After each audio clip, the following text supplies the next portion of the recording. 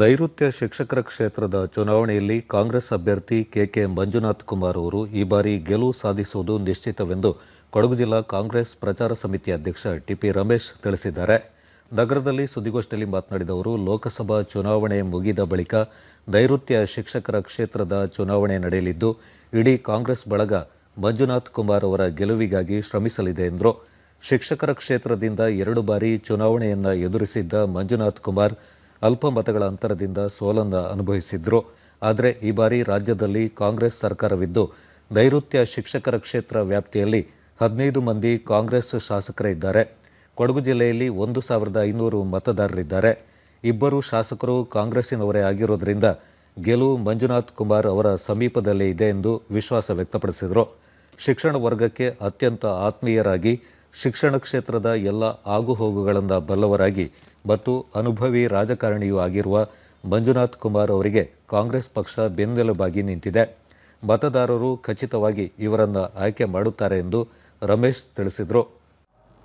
ಸುಮಾರು 19,389 ಮತದಾರರು ಈ ಕ್ಷೇತ್ರದಲ್ಲಿ ಮತದಾರರಾಗಿದ್ದಾರೆ.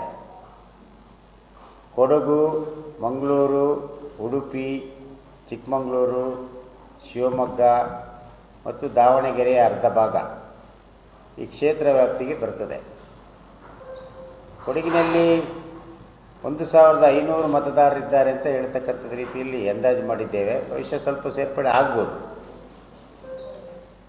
ಈ ಮತದಾನದಲ್ಲಿ ಪ್ರೌಢಶಾಲೆ, ಪದವಿ ಪೂರ್ವ, ಪದವಿ ಮತ್ತು ಅದಕ್ಕೂ ಮೇಲ್ಪಟ್ಟ ಶಿಕ್ಷಣ ಸಂಸ್ಥೆಗಳಲ್ಲಿ ಯಾರು ಶಿಕ್ಷಕರಾಗಿದ್ದಾರೆ.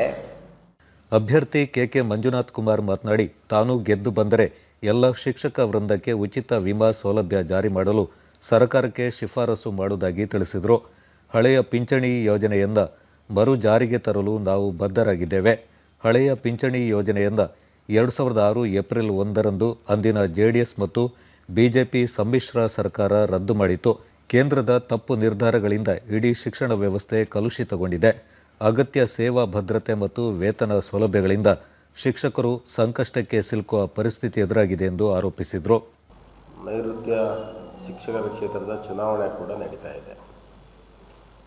ಸುಮಾರು 6 ತಿಂಗಳ ಹಿಂದೆಯೇ ನನಗೆ ಕಾಂಗ್ರೆಸ್ ಪಕ್ಷ ಮತ್ತೊಮ್ಮೆ ಸ್ಪರ್ಧಿಸಲಿಕ್ಕೆ ಅವಕಾಶವನ್ನು ಕೊಟ್ಟಿರುವಂಥದ್ದು ಶುಭ ಸೂಚನೆ. ಅದು ಹಿಂದಿನ 2 ಚುನಾವಣೆಯ ಪರ್ಫಾರ್ಮೆನ್ಸನ್ನು ಪರಿಗಣಿಸಿ ಮತ್ತು ಶಿಕ್ಷಕರು ನನ್ನ ಮೇಲೆ ಇಟ್ಟಿರುವಂಥ ಪ್ರೀತಿದಾಯಕ ಅಂಶವನ್ನು ಪರಿಗಣಿಸಿ ನನಗೆ ಗೆಲ್ಲಲಿಕ್ಕೆ ಅವಕಾಶ ಇರೋದರಿಂದ ಈ ಬಾರಿ ಅವಕಾಶವನ್ನು ಮಾಡಿಕೊಟ್ಟಿದ್ದಾರೆ.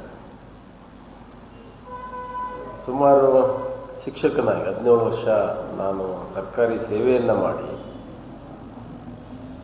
ಅವಿರತವಾಗಿ ಹಾಗೂ ನಿರಂತರವಾಗಿ ವಿವಿಧ ಸಂಘಟನೆಗಳು, ಸಂಘ ಸಂಸ್ಥೆಗಳಲ್ಲಿ ದುಡಿದು ಶಿಕ್ಷಕರ ಪರವಾಗಿ, ಸರ್ಕಾರಿ ನೌಕರರ ಪರವಾಗಿ ಧ್ವನಿಯಾಗಿ 10 ಹಲವು ಯಶಸ್ವಿ ಹೋರಾಟಗಳನ್ನು ಮಾಡಿ. ಗೋಷ್ಠಿಯಲ್ಲಿ ನಗರ ಕಾಂಗ್ರೆಸ್ ಅಧ್ಯಕ್ಷ BY ರಾಜೇಶ್, ಉಪಾಧ್ಯಕ್ಷ ಮಂಡೀರ ಸದಾಮುದ್ದಪ್ಪ ಹಾಗೂ ಪ್ರಮುಖರಾದ ಪುದಿಯ ನೆರವನ ರೇವತಿ ರಮೇಶ್ ಪಾಲ್ಗೊಂಡಿದ್ದರು.